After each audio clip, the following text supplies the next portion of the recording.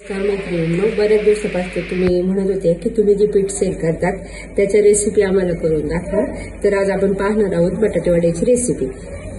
तर हे सगळ्यात अगोदर 4 बटाटे उकडून घेतलेले, मिरचीचा ठेचा, मीठ आणि आपलं पीठ. तर आता आपण सुरुवात करूया. पिठामध्ये थोडंसं मीठ टाकायचं आणि भाज्यासाठी भिजवतो त्याप्रमाणे भिजवून पीठ भिजवलेलं आहे ते 5 मिनिटं साईडला ठेवूया.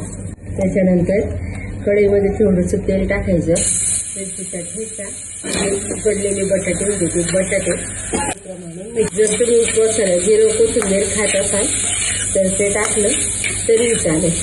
तर बटाट्याचे गोळे करतो त्याप्रमाणे हे गोळे करून घेतलेले ते आता आपल्या पिठामध्ये डीप करायचे, हातानेच सोडून घ्यायचे.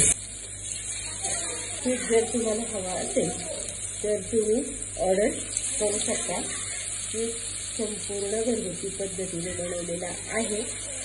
पीठ कसं बनवतो हे जर तुम्हाला बघायचं असेल तर नक्की सांगा, त्याचाही व्हिडिओ आपण टाकू.